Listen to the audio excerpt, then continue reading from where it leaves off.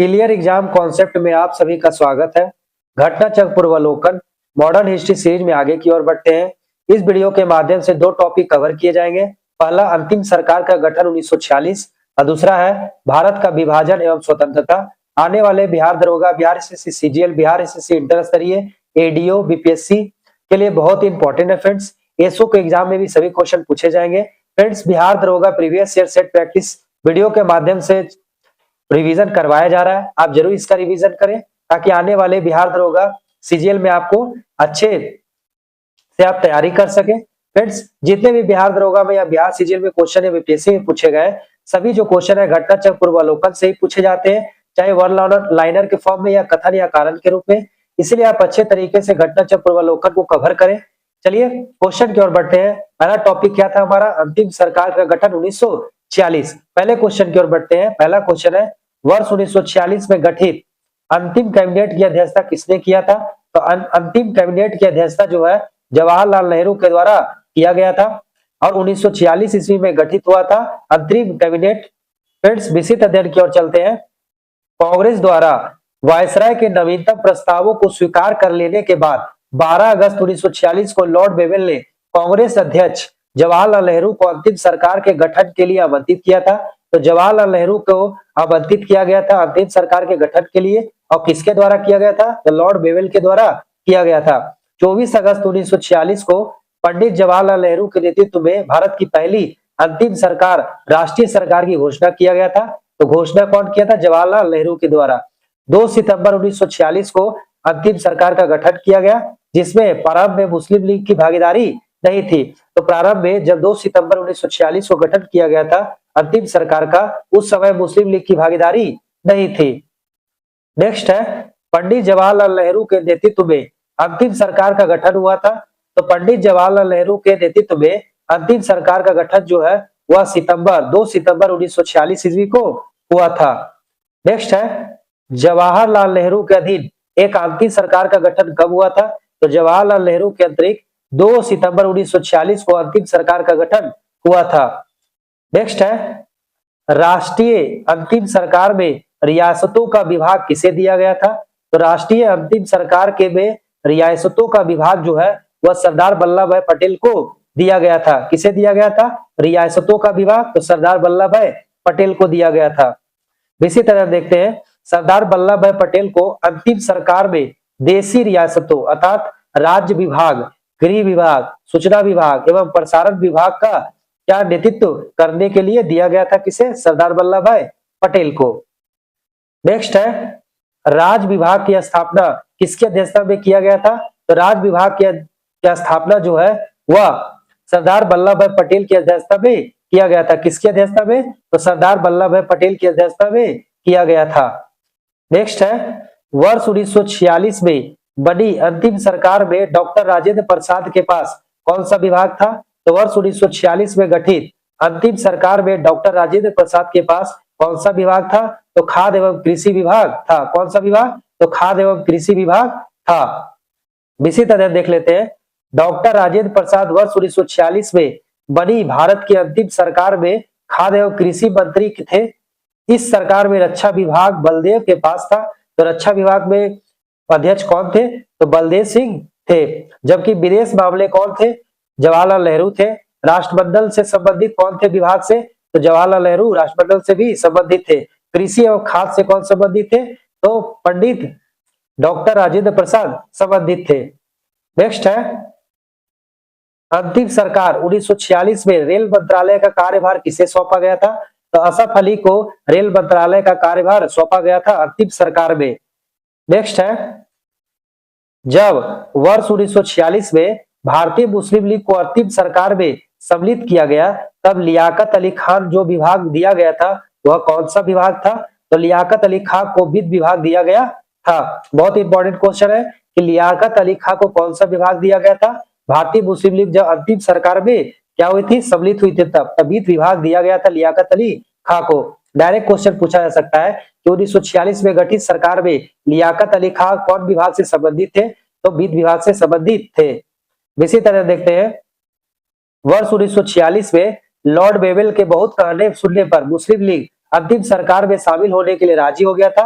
तो Lord Wavell के द्वारा जब दबाव दिया गया तो मुस्लिम लीग जो है अंतिम सरकार में शामिल हो गई और अक्टूबर 1946 में लीग के 5 सदस्य जो है सरकार में शामिल हो गए। लियाकत अली खां को वित्त विभाग दिया गया, जिन्होंने नया बजट प्रस्तुत करते समय उद्योगपतियों और व्यापारियों पर अत्यधिक कर लगाए। नेक्स्ट है, अंतिम सरकार में वित्त मंत्री कौन थे? तो अंतिम सरकार में वित्त मंत्री जो है लियाकत अली खान थे। कौन थे? तो लियाकत अली खान थे। नेक्स्ट है, निम्नलिखित में से कौन नेहरू की अंतिम सरकार 1946 में वित्त मंत्री था? तो नेहरू की अंतिम सरकार 1946 में वित्त मंत्री जो है लियाकत अली खां थे। कौन थे? तो लियाकत अली खां थे। नेक्स्ट है, वर्ष 1946 में गठित अंतिम सरकार के मंत्रिमंडल में श्रम विभाग किसे सौंपा गया था? तो वर्ष 1946 में गठित अंतिम सरकार के मंत्रिमंडल में श्रम विभाग जो है वह जगजीवन राम को सौंपा गया था। जगजीवन राम को सौंपा गया था। इसी तरह देखते हैं, वर्ष 1946 में बनी अंतिम सरकार में श्रम विभाग जो है बाबू जगजीवन राम को सौंपा गया था। किसे सौंपा गया था? तो बाबू जगजीवन राम को सौंपा गया था। नेक्स्ट है, निम्नलिखित में से कौन अंतिम सरकार का सदस्य नहीं था? भीमराव अम्बेडकर जो है क्या है? अंतिम सरकार के सदस्य नहीं थे, जबकि जवाहरलाल नेहरू, बलदेव सिंह और अली जहीर जो है अंतिम सरकार के सदस्य थे। इसी तरह देखते हैं, 2 सितंबर 1946 को पंडित जवाहरलाल नेहरू की अध्यक्षता में अंतिम सरकार का गठन किया गया। कैबिनेट मिशन योजना के तहत अंतिम सरकार की घोषणा 24 अगस्त 1946 को किया गया था। मुस्लिम लीग के अंतिम सरकार में शामिल होने के बाद पंडित जवाहरलाल नेहरू, सरदार वल्लभ भाई Patel, doctor Rajendra Prasad, Asaf Ali, doctor John Mathai, Jagjivan Ram, सरदार बलदेव सिंह, गजनफर अली खां, लियाकत अली खां, अब्दुल रब निस्तार, इब्राहिम इस्माइल चुंद्रीगर तथा सी राजगोपालाचारी जो है एवं डॉक्टर CH बाबा शामिल थे इसके सदस्य के रूप में। इसमें विधि मंत्री द्वारा नामित जोगेंद्र नाथ मंडल थे। इसमें लीग के 5 सदस्य कांग्रेस के सदस्य शरत चंद्र बोस, सफात अहमद खान एवं सैयद अली जहीर के स्थान पर शामिल हुए थे। डॉक्टर भीमराव अम्बेडकर जो है इसमें शामिल नहीं थे, बल्कि डॉक्टर भीमराव अम्बेडकर जो है प्रारूप समिति के अध्यक्ष थे। नेक्स्ट है, निम्नलिखित में से कौन 2 सितंबर को 1946 में गठित अंतिम सरकार में मंत्री नहीं थे? तो जवाहरलाल नेहरू मंत्री थे। उसके बाद और कौन थे? डॉक्टर राजेंद्र प्रसाद भी मंत्री थे, परंतु लियाकत अली खान और अब्दुल कलाम आजाद जो है मंत्री नहीं थे, क्योंकि लियाकत अली खान जो है क्या थे? बाद में सदस्यता प्राप्त किया था और इन्हें वित्त मंत्री का प्रभार दिया गया था। इस प्रकार लियाकत अली खान और अब्दुल कलाम आजाद जो है जब 2 सितंबर 1946 को गठित हुआ था, अंतिम सरकार का गठन किया गया था, तो उस समय कोई भी मंत्री पद पर नहीं थे लियाकत अली खां और अब्दुल कलाम आजाद। इस प्रकार बी ऑप्शन और सी ऑप्शन इसका सही होगा। इसी तरह देखते हैं, 2 सितंबर 1946 को गठित अंतिम सरकार में अब्दुल कलाम आजाद नहीं थे। इस सरकार में शामिल होने वाले 12 कांग्रेसी मंत्री थे। कौन कौन 12 कांग्रेस मंत्री थे? जब 2 सितंबर 1946 को अंतिम सरकार का गठन हुआ था तो उस समय 12 कांग्रेस मंत्री थे। पहला जवाहरलाल नेहरू, सरदार वल्लभ भाई पटेल, डॉक्टर राजेंद्र प्रसाद, असफ अली, राजगोपालाचारी, शरद चंद्र बोस, डॉक्टर जॉन मथाई, सरदार बलदेव सिंह, सर सफत अहमद खान, जगजीवन राम, सैयद अली जौहर और CH बाबा शामिल थे। हालांकि 2 सितंबर 1946 को गठित अंतिम सरकार में लियाकत अली शामिल नहीं थे। लियाकत अली सहित 5 सदस्य जो है 26 अक्टूबर 1946 को सरकार में मंत्री बन गया, जिसके कारण 3 कांग्रेस सदस्यों सैयद अली जहीर, शरद चंद्र बोस तथा सर साफत अहमद खां को हटाना पड़ा था। ये लॉर्ड वेवेल के कहने सुनने के पश्चात मुस्लिम लीग जो है वह अंतिम सरकार में सम्मिलित हुई थी। नेक्स्ट क्वेश्चन है, वर्ष 1946 के चुनाव के पश्चात मुस्लिम लीग ने किस प्रांत में अपनी सरकार बनाई? तो वर्ष 1946 के चुनाव के पश्चात मुस्लिम लीग ने बंगाल प्रांत में अपनी सरकार बनाई थी। इसी तरह देखते हैं, वर्ष 1946 के चुनाव के पश्चात बंगाल में AK फजलुल हक के नेतृत्व में कृषक प्रजा पार्टी एवं मुस्लिम लीग की गठबंधन सरकार सत्ता में आई, किंतु बाद में मुस्लिम लीग का मंत्रिमंडल गठित हुआ जो 14 अगस्त 1947 तक सत्ता में रहा। इसके जो प्रधानमंत्री थे वो कौन थे? तो HS सुहरावर्दी थे। इसके प्रधानमंत्री कौन थे? HS सुहरावर्दी थे। नेक्स्ट है, निम्नलिखित में से कौन सी तिथि मुस्लिम लीग ने सीधी कार्रवाई दिवस हेतु सुनिश्चित किया था? तो सीधी कार्रवाई दिवस हेतु सुनिश्चित किया गया तिथि जो था 16 अगस्त 1946 था। कौन सा तिथि था? तो 16 अगस्त 1946 की तिथि थी। इसी तरह देखते हैं 16 अगस्त 1946 की तिथि मुस्लिम लीग द्वारा सीधी कार्रवाई दिवस हेतु सुनिश्चित किया गया था। वायसराय के अंतिम सरकार के फैसले को नामंजूर करते हुए मुस्लिम लीग ने स्वतंत्र एवं संपूर्ण प्रभुत्व सत्ता संपन्न पाकिस्तान राज्य की स्थापना की थी। उक्त तिथि को दंगे फैलाना एवं आतंक का माहौल बनाकर यह प्रदर्शित करना था कि हिंदू एवं मुस्लिम एक साथ नहीं रह सकते हैं। इस कार्रवाई के लिए तहत जो है नोआखली दंगे का प्रमुख केंद्र बनाया गया था। जो सीधी कार्रवाई दिवस मनाया गया था, इसके लिए दंगे के रूप में नोआखली दंगे का जो है प्रमुख केंद्र बनाया गया। फ्रेंड्स, इस प्रकार इस टॉपिक को समाप्त किया गया है। अंतिम सरकार का गठन 1946। इस वीडियो के माध्यम से दो टॉपिक को समाप्त करना था। नेक्स्ट टॉपिक हमारा क्या है? तो भारत का विभाजन एवं स्वतंत्रता।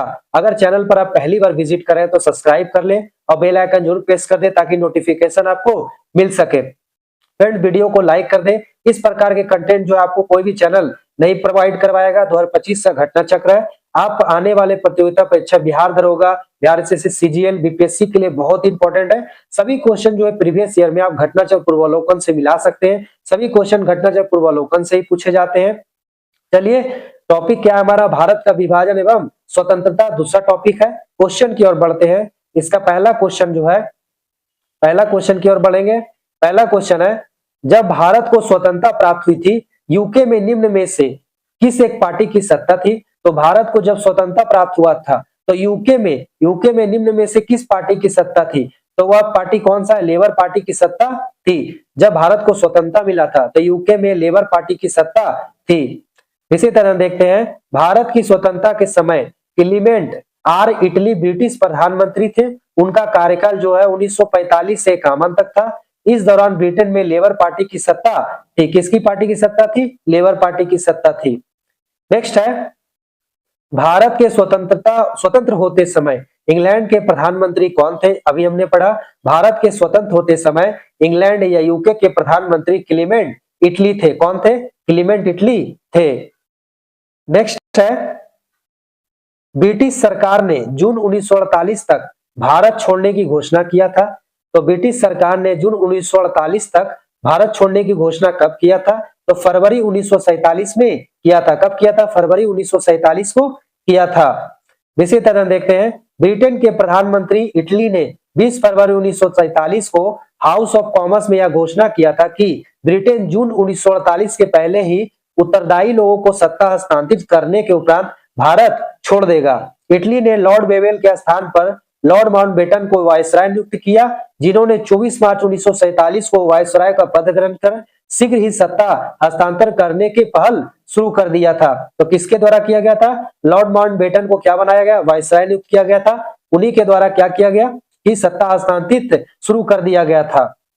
नेक्स्ट है, लॉर्ड माउंटबेटन वायसराय के रूप में भारत आए थे। तो लॉर्ड माउंटबेटन जो है वायसराय के रूप में भारत आए थे, तो यथासंभव भारत को संयुक्त रखने की विशेष हिदायत के साथ आए थे। किसके साथ आए थे? यथासंभव भारत को संयुक्त रखने की विशेष हिदायत के साथ आए थे। इसी तरह देख लेते हैं, 20 फरवरी 1947 को इटली ने हाउस ऑफ कॉमन्स के समक्ष बयान दिया कि जून 1948 तक उनका भारतीयों को सत्ता हस्तांतरित करने का इरादा है, परंतु साथ ही यह भी कहा कि यदि तब तक एक संविधान का निर्णय ना किया गया तो ब्रिटेन को अधिकार होगा कि वह जिसे चाहे उसे शक्ति सौंप दे। मार्च 1947 में लॉर्ड माउंटबेटन को क्या किया गया? वायसराय पद की शपथ दिलाया गया था। तो लॉर्ड माउंटबेटन जो है मार्च 1947 तक क्या बने? 47 से वायसराय बने। उनका कार्य क्या था? भारत में ब्रिटिश शक्ति को समेटना था। उन्हें सत्ता के हस्तांतरण के साथ यथासंभव भारत को संयुक्त रखने की विशेष हिदायत दी गई थी। तथापि उन्हें इस बात के लिए भी अधिकृत किया गया था कि वे भारत की परिवर्तित परिस्थितियों के रूप निर्णय ले सके, ताकि ब्रिटेन सम्मानजनक रूप से न्यूनतम हानि के साथ भारत से हट सके। माउंटबेटन ने शीघ्र ही क्या किया? सत्ता हस्तांतरण संबंधी वार्ताओं के दौरान यह निष्कर्ष पर भी पहुंचा कि भारत का बंटवारा तथा पाकिस्तान की स्थापना आवश्यक हो गई है। तो बंटवारा के समय कौन थे? तो लॉर्ड माउंटबेटन थे, वायसराय। नेक्स्ट है, 20 फरवरी 1947 को प्रधानमंत्री इटली ने भारत से ब्रिटिश शासन को कब तक वापस घोषणा लेने की घोषणा किया था? तो जून 1948 में यह सत्ता वापस लेने की बात कही गई थी। अब कब घोषणा किया गया था? तो 20 फरवरी 1947 को। नेक्स्ट है, कौन सी योजना भारतीय स्वतंत्रता का आधार बनी है? तो भारतीय स्वतंत्रता का आधार बनी जो योजना है वो माउंटबेटन योजना है। कौन सी योजना है जो भारतीय स्वतंत्रता का आधार बनी है? तो माउंटबेटन योजना है। इसी तरह देखते हैं, माउंटबेटन ने 15 अगस्त 1947 को भारतीयों को सत्ता सौंपने का दिन निर्धारित किया। लगभग 2 माह चली वार्ताओं के बाद माउंटबेटन इस निष्कर्ष पर पहुंचे कि विभाजन ही एकमात्र विकल्प है। अतः उन्होंने इटली के वक्तव्य के दायरे में भारत का विभाजन की एक योजना तैयार की, जिसे माउंटबेटन योजना के नाम से जाना जाता है। तो भारत के विभाजन की योजना किसके द्वारा तैयार किया गया था? तो तैयार किया गया था माउंटबेटन के द्वारा तैयार किया गया था। कितना दिन लगा था? लगभग 2 माह का वार्ताओं के बाद जो है निष्कर्ष निकाला गया था। नेक्स्ट है, माउंटबेटन योजना आधार बनी। तो माउंटबेटन योजना जो है आधार बनी थी वो सत्ता के हस्तांतरण की और देश के विभाजन की। 2 ऑप्शन इसमें सही होगा। माउंटबेटन योजना जो है किसकी किसके आधार बना था?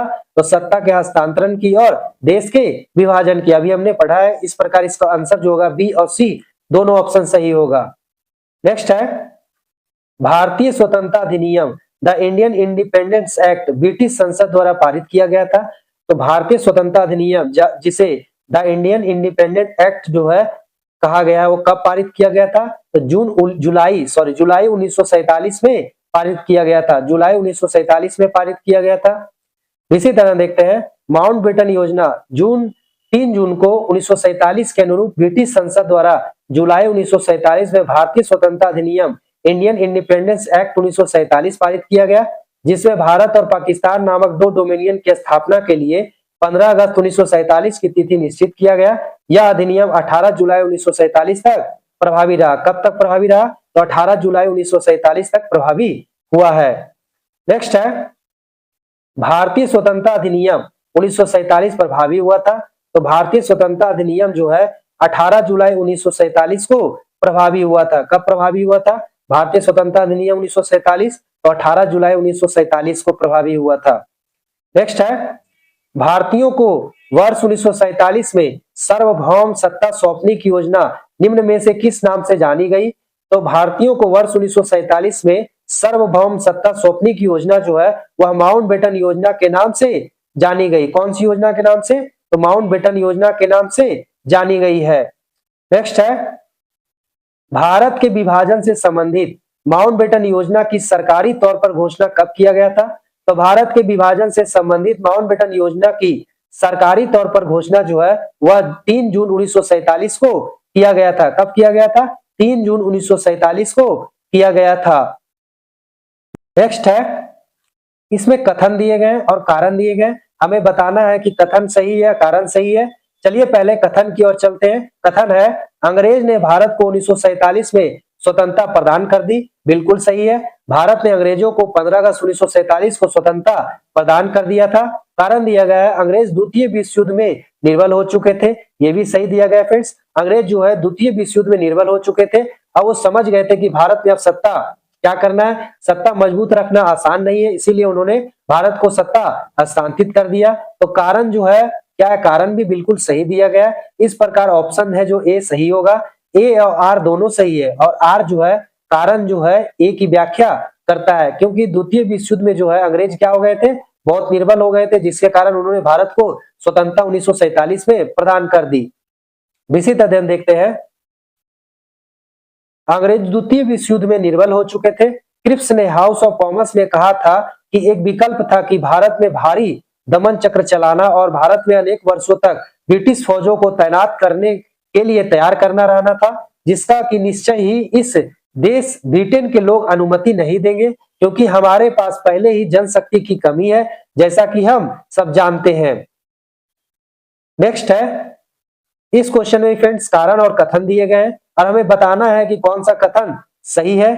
चलिए देखते हैं। पहला जो दिया गया कथन, स्वतंत्र भारत में ब्रिटेन की प्रभुसत्ता बनी रही। बिल्कुल नहीं फ्रेंड्स, स्वतंत्र भारत में ब्रिटेन की प्रभुसत्ता नहीं बनी रहे, क्योंकि उन्होंने स्वतंत्र भारत को स्वतंत्र कर दिया था। इस प्रकार स्वतंत्र भारत में ब्रिटेन की प्रभुसत्ता नहीं बनी रही, कथन जो है बिल्कुल गलत दिया गया। कारण देखते हैं, स्वतंत्र भारत के गवर्नर जनरल की नियुक्ति ब्रिटेन के प्रभुसत्ता संपन्न शासक ने किया था। ये बिल्कुल जो कथन कारण दिया गया है जो फ्रेंड्स सही दिया गया है, क्योंकि स्वतंत्र भारत के गवर्नर जनरल की नियुक्ति जो है ब्रिटेन के प्रभुसत्ता संपन्न शासक ने की थी। इस प्रकार कथन जो है गलत है और कारण क्या है, सही है। ऑप्शन देख लेते हैं कौन सा सही है इसका, तो ऑप्शन जो है डी इसका सही है। कथन जो है गलत है और कारण क्या है, सही है। विषय अध्ययन की ओर बढ़ते हैं। विषय अध्ययन है, ब्रिटिश संसद में 4 जुलाई 1947 को भारतीय स्वतंत्रता अधिनियम प्रस्तावित हुआ, जो 18 जुलाई 1947 को स्वीकृत हो गया। इसके अनुसार 15 अगस्त 1947 से ब्रिटिश सरकार की भारत की सरकार के प्रति कोई जिम्मेवारी नहीं रही। उल्लेखनीय है कि स्वतंत्र भारत के गवर्नर जनरल लॉर्ड माउंटबेटन की नियुक्ति जो है मूलतः ब्रिटिश शासक द्वारा ही किया गया था। किसके द्वारा किया गया था, लॉर्ड बेवेल के द्वारा किया गया था। नेक्स्ट है, भारतीय स्वाधीनता विधेयक को राजकीय स्वीकृति प्राप्त हुई थी। तो भारतीय स्वाधीनता विधेयक को राजकीय स्वीकृति जो है 18 जुलाई 1947 को प्राप्त हुआ था। कब हुआ था, 18 जुलाई 1947 को प्राप्त हुआ था। इसी तरह देखते हैं, भारतीय स्वतंत्रता विधेयक 4 जुलाई 1947 को ब्रिटिश प्रधानमंत्री क्लीमेंट इटली द्वारा हाउस ऑफ कॉमन्स में पेश किया गया था। 15 जुलाई 1947 को हाउस ऑफ कॉमन्स द्वारा तथा इसके अगले दिन 16 जुलाई 1947 को हाउस ऑफ लॉर्ड्स द्वारा इस विधेयक को पारित कर दिया गया। तत्पश्चात इस विधेयक को राजकीय स्वीकृति जो है 18 जुलाई 1947 को मिला था। कब मिला था, 18 जुलाई 1947 को उसको राजकीय स्वीकृति मिला था। किसे, भारतीय स्वतंत्रता विधेयक को।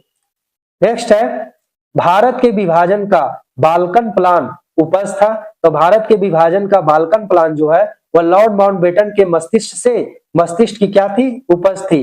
तो बाल्कन प्लान किसके द्वारा दिया गया था, लॉर्ड माउंटबेटन के द्वारा दिया गया था। इस प्रकार भी आप याद रख सकते हैं, क्वेश्चन घुमाकर भी दिया जा सकता है। इसी तरह देखते हैं, 24 मार्च से 6 मई 1947 के बीच भारतीय नेताओं के साथ 133 साक्षात्कारों की तीव्र श्रृंखला के बाद माउंटबेटन ने तय किया कि कैबिनेट मिशन की रूपरेखा अब व्यवहारिक हो चुकी है। तब उन्होंने एक वैकल्पिक योजना बनाई जिसे बाल्कन प्लान का गुप्त नाम दिया गया। नेक्स्ट है, वर्ष 1947 में भारतीय राष्ट्रीय कांग्रेस देश के विभाजन के लिए मुख्य रूप से इसलिए सहमत हुई क्योंकि, तो 1947 में भारतीय राष्ट्रीय कांग्रेस जो है देश के विभाजन के लिए मुख्य रूप से इसलिए भी सहमत हुआ था क्योंकि वे बड़े पैमाने पर संभावित सांप्रदायिक दंगों को बचाना चाहते थे। कांग्रेस चाहती थी कि दंगे जो है सांप्रदायिक दंगे ना हो, इसलिए उन्होंने क्या किया कि देश के विभाजन पर सहमति अपनी दे दी थी। इस प्रकार ऑप्शन जो होगा इसका सी सही होगा। इसी तरह देख लेते हैं, लॉर्ड माउंटबेटन जो वर्ष 1947 में लॉर्ड बेवेल के स्थान पर वायसराय नियुक्त हुए थे, उन्होंने 3 जून 1947 की घोषणा में भारत के बंटवारे की बात भी किया था।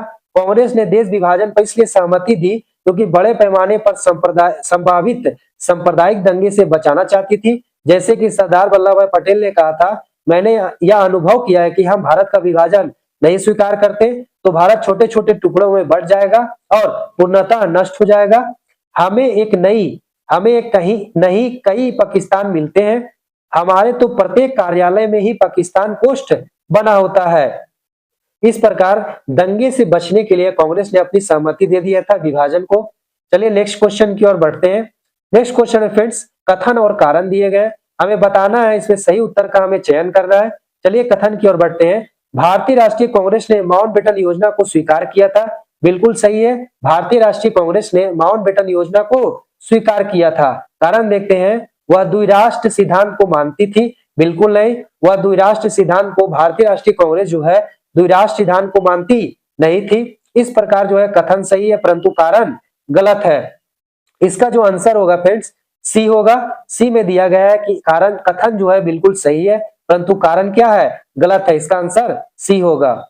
इसी तरह देख लेते हैं, भारतीय राष्ट्रीय कांग्रेस ने माउंटबेटन योजना को स्वीकार किया किंतु इसलिए नहीं कि वह द्विराष्ट्र को सिद्धांत को मानती थी, अपितु इसलिए कि सांप्रदायिक दंगे जो है बढ़े नहीं, उस खतरे से निपटने के लिए भारतीय राष्ट्रीय कांग्रेस ने बंटवारा को स्वीकार कर लिया था। अभी हमने पहले भी रिवीजन कर लिया है इस क्वेश्चन को।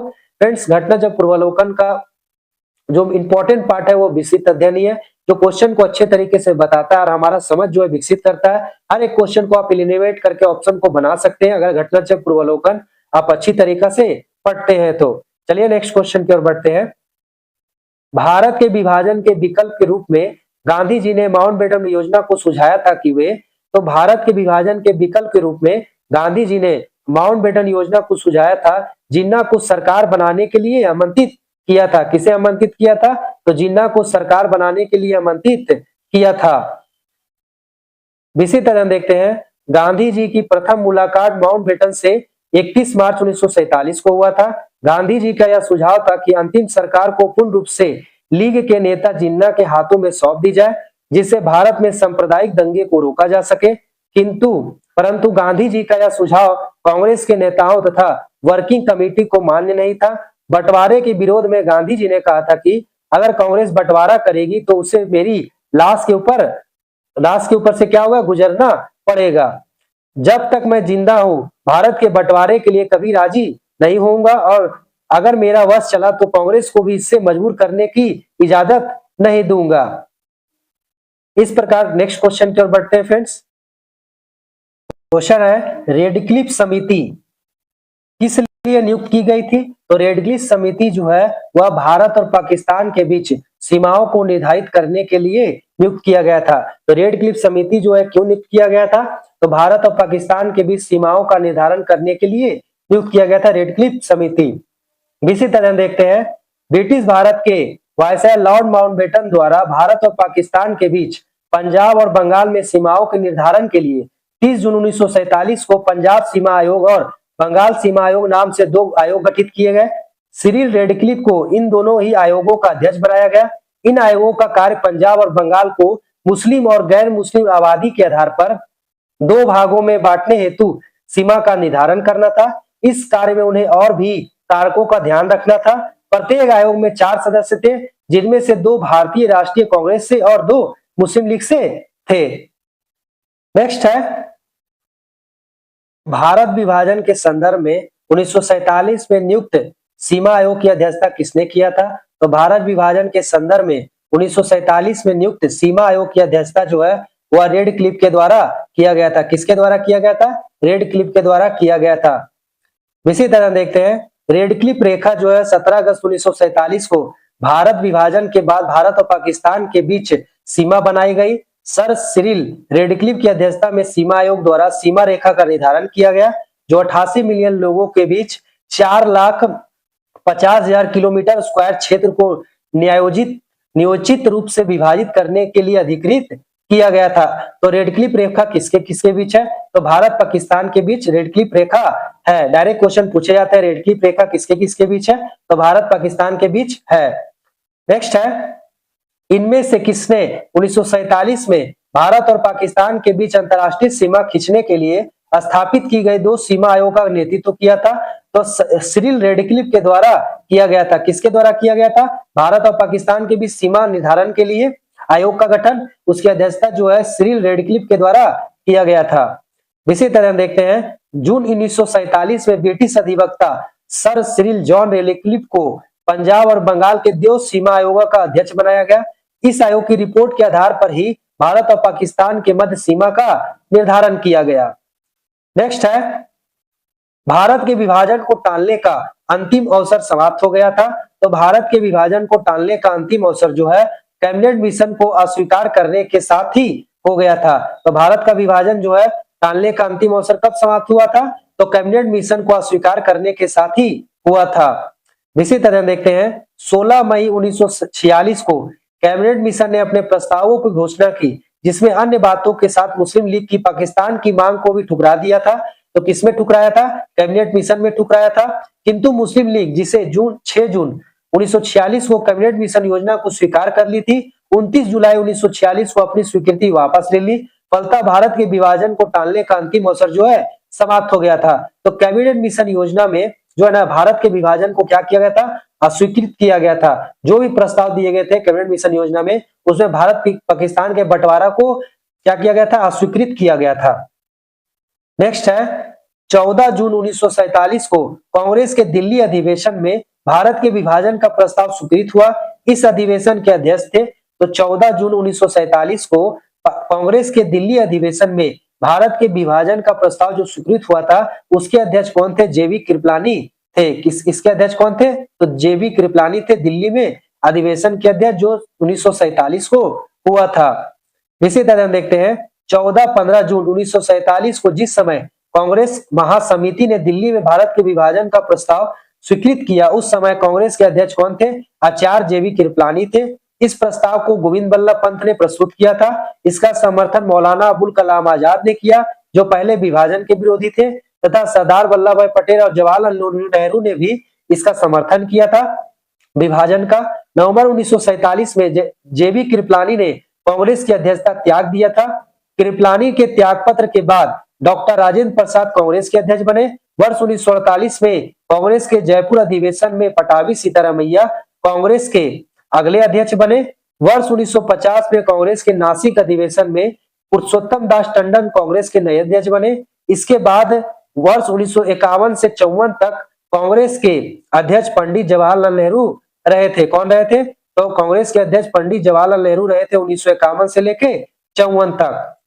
नेक्स्ट है वर्ष 1947 के भारतीय राष्ट्रीय कांग्रेस के दिल्ली अधिवेशन की अध्यक्षता किसने किया था?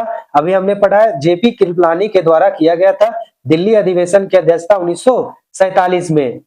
नेक्स्ट है नई दिल्ली में वर्ष 1947 में आयोजित अखिल भारतीय कांग्रेस समिति की बैठक में निम्नलिखित में से किसने विभाजन के प्रस्ताव का समर्थन किया था? तो नई दिल्ली में वर्ष 1947 में आयोजित अखिल भारतीय कांग्रेस समिति के बैठक में विभाजन के प्रस्ताव का समर्थन जो है अबुल कलाम आजाद के द्वारा किया गया था। किसके द्वारा? तो अबुल कलाम आजाद के द्वारा किया गया था, ऑप्शन के अनुसार। इसी तरह देखते हैं 3 जून 1947 की विभाजन योजना की पुष्टि के लिए अखिल भारतीय कांग्रेस समिति की 14-15 जून 1947 को हुई बैठक में गोविंद बल्लभ पंत ने भारत के विभाजन का प्रस्ताव प्रस्तुत किया और मौलाना अबुल कलाम आजाद ने इसका समर्थन किया था। तो प्रस्तुत जो है किसके द्वारा किया गया? तो गोविंद बल्लभ पंत के द्वारा किया गया, और समर्थन जो है मौलाना अबुल कलाम आजाद ने भी किया था, जो पहले विभाजन के विरोधी थे। नेक्स्ट है निम्नलिखित में से किसने 1947 के कांग्रेस कमेटी की बैठक द्वारा विभाजन के प्रस्ताव पारित होने को राष्ट्रवाद का संप्रदायवाद के पक्ष में समर्पण के रूप में लिया? तो 1947 के कांग्रेस कमेटी के बैठक द्वारा विभाजन के प्रस्ताव के पारित होने को राष्ट्रवाद का संप्रदायवाद के पक्ष में समर्थन के रूप में डॉक्टर किचलू ने लिया था। किसने लिया था? डॉक्टर किचलू ने लिया था। इसी तरह देखते हैं डॉक्टर सैफुद्दीन किचलू ने वर्ष 1947 में कांग्रेस कमेटी की बैठक द्वारा विभाजन के प्रस्ताव के पारित होने को राष्ट्रवाद का संप्रदायवाद के पक्ष में समर्पण के रूप में लिया। पंजाब प्रांतीय कांग्रेस कमेटी के अध्यक्ष डॉक्टर सैफुद्दीन किचली विभाजन के प्रबल विरोधी थे। तो वो पंजाब प्रांत के कांग्रेस के कमेटी के क्या थे? अध्यक्ष थे डॉक्टर सैफुद्दीन किचली, और क्या थे? ये विभाजन के विरोधी भी थे। भारत की स्वतंत्रता के बाद उन्होंने स्वयं को कांग्रेस पार्टी से पृथक कर लिया और भारतीय कम्युनिस्ट पार्टी से जुड़ गए। तो जब भारत का क्या हुआ था, पृथककरण किया गया था, तो उन्होंने क्या किया? भारत का जब स्वतंत्रता मिली तो कांग्रेस पार्टी से पृथक हो गए और भारतीय कम्युनिस्ट पार्टी से जाकर जुड़ गए डॉक्टर सैफुद्दीन किचलू। नेक्स्ट है अखिल भारतीय कांग्रेस कमेटी की 14 से 15 जून 1947 को संपन्न हुई बैठक में भारत विभाजन के विपक्ष में किसने मतदान किया था? तो खान अब्दुल गफ्फार खान ने क्या किया था? मतदान किया था। किसके द्वारा मतदान किया गया था? तो खान अब्दुल गफ्फार खान के द्वारा किया गया था। विस्तृत अध्ययन देखते हैं 14 से 15 जून 1947 को संपन्न अखिल भारतीय कांग्रेस कमेटी की बैठक में भारतीय विभाजन के विपक्ष में खान अब्दुल गफ्फार खान, सीमांत गांधी के साथ ही डॉक्टर सैफुद्दीन किचलू, पुरुषोत्तम दास टंडन इत्यादि ने मतदान किया था। भारत का विभाजन का प्रस्ताव गोविंद बल्लभ पंत ने पेश किया। इस प्रस्ताव का समर्थन अबुल कलाम आजाद ने किया, जो पहले विभाजन के विरोधी थे। बाद में सरदार वल्लभ भाई पटेल, जवाहरलाल नेहरू ने भी प्रस्ताव का समर्थन किया। तो विभाजन का समर्थन किसके द्वारा किया गया था? तो पहले गोविंद बल्लभ पंत के द्वारा प्रस्ताव पेश किया गया, अबुल कलाम आजाद के द्वारा उसे समर्थन दिया गया सबसे पहले, उसके बाद सरदार वल्लभ भाई पटेल, उसके बाद जवाहरलाल नेहरू के द्वारा समर्थन दिया गया था। नेक्स्ट है 14-15 अगस्त 1947 की मध्य रात्रि को अंतरिम संसद के रूप में किसने सत्ता ग्रहण की?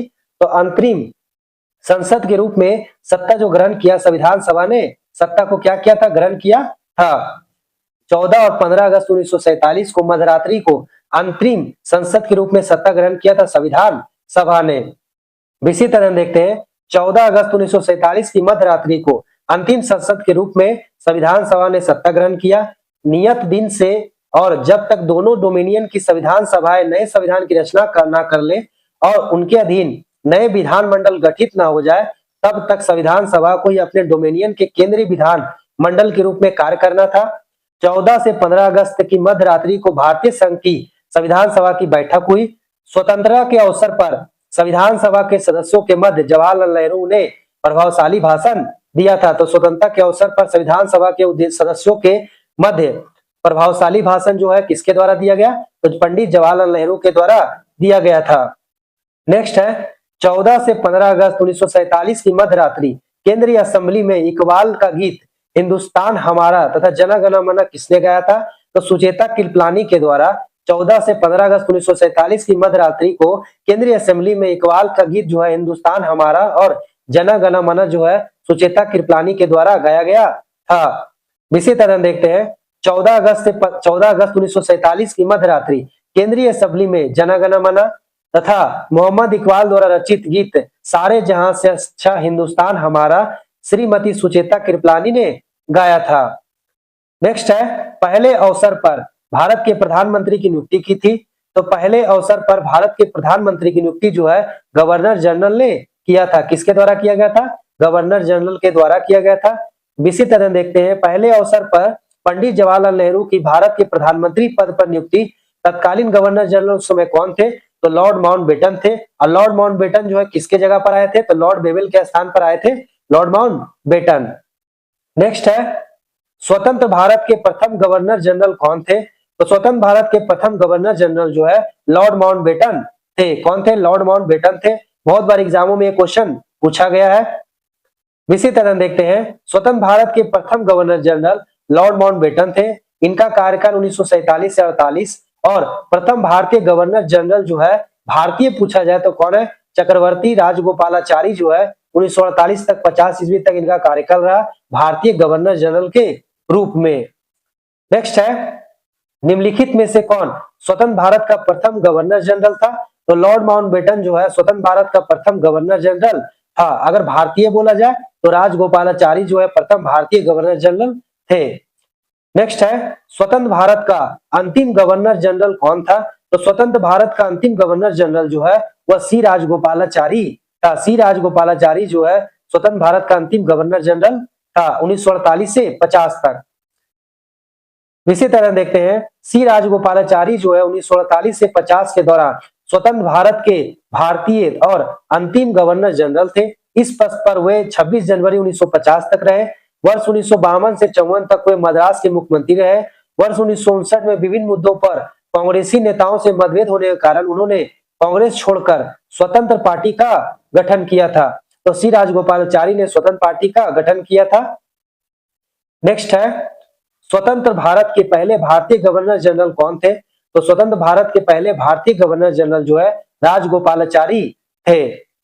नेक्स्ट है भारत के प्रथम एवं अंतिम भारतीय गवर्नर जनरल कौन थे, तो भारत के प्रथम और अंतिम भारतीय पूछा जाए तो कौन थे, सी राजगोपालाचारी थे। नेक्स्ट है भारत का अंतिम वायसराय था, तो भारत का अंतिम वायसराय जो है लॉर्ड माउंटबेटन था। भारत का अंतिम वायसराय कौन था, तो लॉर्ड माउंटबेटन था। इसी तरह देखते हैं भारत के अंतिम ब्रिटिश वायसराय लॉर्ड माउंटबेटन थे। उन्होंने मार्च 24 मार्च 1947 को कार्यभार संभाला और 3 जून 1947 को भारत विभाजन की योजना प्रस्तुत किया था।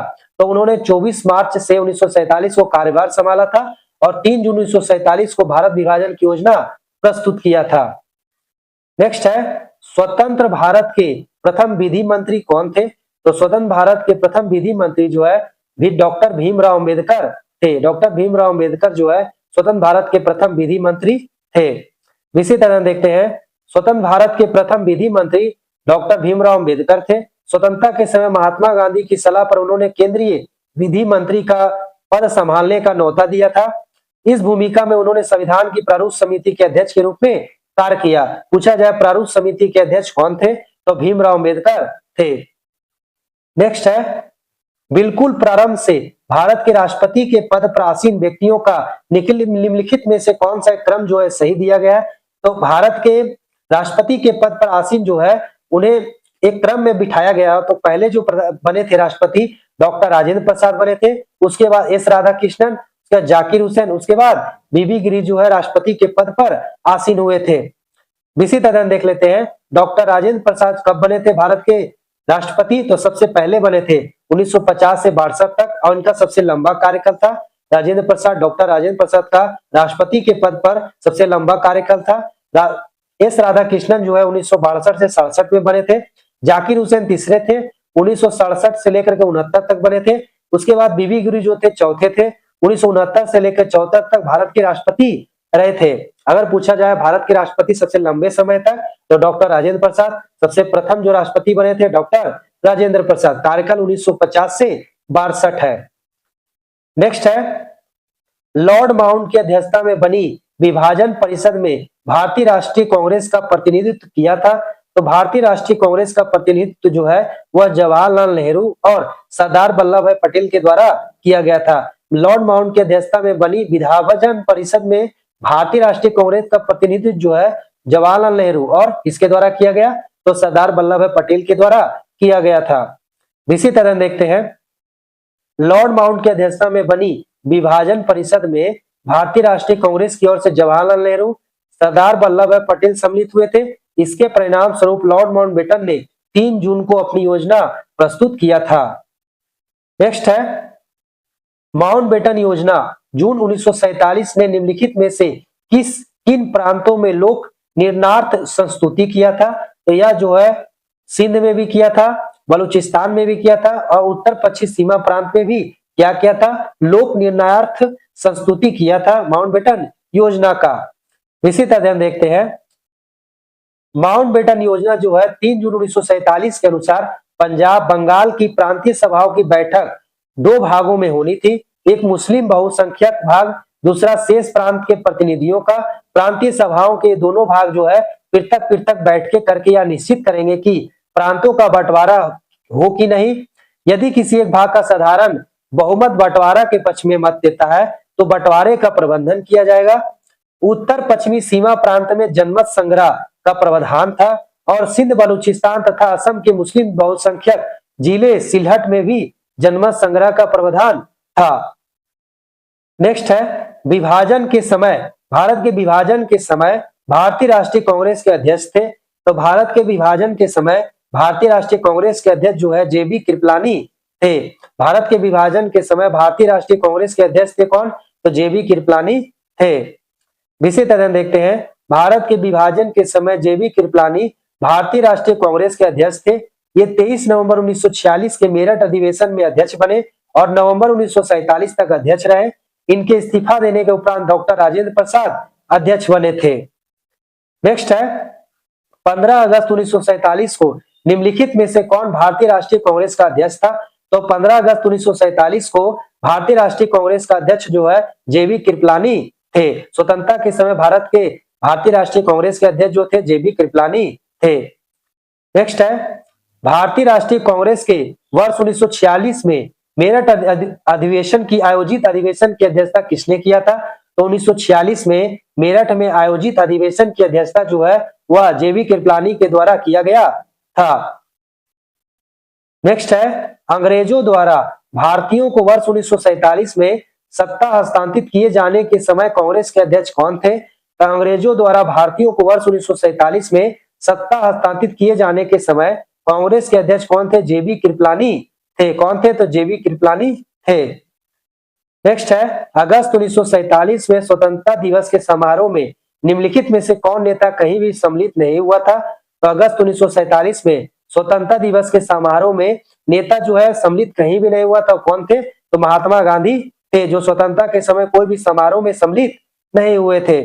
इसी तरह देखते हैं, अगस्त 1947 में स्वतंत्रता प्राप्ति के अवसर पर महात्मा गांधी तत्कालीन बंगाल के नोआखली में होने वाले सांप्रदायिक दंगों को शांत करा रहे थे। नेक्स्ट है, संविधान को 26 जनवरी के दिन लागू करने का निर्णय इसलिए किया गया क्योंकि तो संविधान को 26 जनवरी के दिन लागू करने का निर्णय जो है इसलिए लिया गया था। कांग्रेस ने इस तिथि को 1930 में स्वतंत्रता दिवस के रूप में मनाया था। तो 26 जनवरी को स्वतंत्रता संविधान दिवस के रूप में क्यों मनाया गया? तो इस तिथि को क्या हुआ था, 1930 में स्वतंत्रता दिवस के रूप में मनाया गया था। इसी तरह देखते हैं, भारतीय राष्ट्रीय कांग्रेस नेता ने 26 जनवरी 1930 को घोषित स्वतंत्रता दिवस का तिथि जो था वो यादगार बनाना चाहते थे। इसी कारण नवंबर 1949 में संविधान लागू के तैयार होने के बाद भी इसे 26 जनवरी 1950 को पूर्णतः लागू करने का निर्णय लिया गया तथा 26 जनवरी 1950 को गणतंत्र दिवस घोषित किया गया था। 26 जनवरी को क्या मनाया जाता है? तो गणतंत्र दिवस मनाया जाता है। नेक्स्ट है, भारतीय राष्ट्रवाद ब्रिटिश राज्य का शिशु था। यह कथन किसका है? तो भारतीय राष्ट्रवाद जो है शिशु राज्य का, ब्रिटिश राज्य का शिशु था। यह किसका कथन है? तो आर कोपलैंड का कथन है। बहुत इंपॉर्टेंट कथन है, आर कोपलैंड के द्वारा कहा गया था। इसी तरह देखते हैं, आर कोपलैंड ने स्पष्ट शब्दों में लिखा था, भारतीय राष्ट्रवाद तो अंग्रेजी राज्य की ही संतति है। नेक्स्ट है, निम्नलिखित में से किसने कहा है कि ब्रिटिश शासन की सबसे अधिक महत्वपूर्ण उपलब्धि भारत का एकीकरण है? तो ब्रिटिश शासन की सबसे अधिक महत्वपूर्ण उपलब्धि जो है भारत का एकीकरण है। यह कथन जो है के.एम. पनिकर के द्वारा कहा गया था। इसी तरह देखते हैं फ्रेंड्स, ताकि हमें दोबारा रिवीजन हो जाए। तो ब्रिटिश राज में भारत के एकीकरण पर के.एम. पनिकर ने कहा था, ब्रिटिश शासन के सबसे अधिक महत्वपूर्ण उपलब्धि भारत का एकीकरण था। नेक्स्ट है, भारतीय स्वतंत्रता के समय अंग्रेजी महाराज थे। तो भारतीय स्वतंत्रता के समय जॉर्ज पश्चिम जो है वह क्या थे? जॉर्ज पश्चिम जो है जॉर्ज सस्टम जो है क्या थे? भारतीय स्वतंत्रता के समय अंग्रेजी महाराज थे, सस्टम, जॉर्ज सस्टम। इसी तरह देखते हैं, भारत जो है 15 अगस्त 1947 को आजाद हुआ। उस समय ब्रिटेन का राजा जॉर्ज सस्टम था। जॉर्ज सस्टम को दिसंबर 1936 में ब्रिटेन का सम्राट घोषित किया गया था और वह मई 1937 में गद्दी पर बैठा। नेक्स्ट है, निम्नलिखित में से कितनी रियासतें 15 फरवरी 1948 को सौराष्ट्र संघ में मिलाई गई थी? तो 15 फरवरी 1948 को सौराष्ट्र संघ में 222 रियासतें मिलाई गई थी। कितनी रियासतें? 222। इसी तरह देखते हैं, 15 फरवरी 1948 को तत्कालीन काठियावाड़ क्षेत्र की 217 रियासतों तथा 5 अन्य रियासतों कुल मिलाकर 222 रियासतों को मिलाकर सौराष्ट्र संघ का निर्माण किया गया। तो सौराष्ट्र संघ का निर्माण कितने रियासत से हुआ है? 222 से हुआ है। 1 नवंबर 1956 को सौराष्ट्र का विलय तत्कालीन बंबई राज्य में कर दिया गया। वर्ष 1960 में बंबई राज्य का भाषाई आधार पर गुजरात और महाराष्ट्र नाम से 2 नए राज्यों में विभाजित किया गया था। इस प्रकार 1960 में बंबई राज्य का भाषाई आधार पर विभाजन गुजरात और महाराष्ट्र नाम से किया गया था। इस प्रकार से फ्रेंड्स, भारत का विभाजन एवं स्वतंत्रता टॉपिक जो है समाप्त किया गया। इस वीडियो के माध्यम से 2 टॉपिक समाप्त किए गए, अंतिम सरकार का गठन 1946 और भारत का विभाजन एवं स्वतंत्रता। फ्रेंड्स, अगर आप चैनल पर पहली बार आए तो सब्सक्राइब कर लें और बेल आइकन जरूर प्रेस कर दें ताकि नोटिफिकेशन आपको मिल सके, और वीडियो को लाइक कर दें फ्रेंड्स ताकि हमें मोटिवेशन मिले और भी वीडियो बनाने के लिए। धन्यवाद।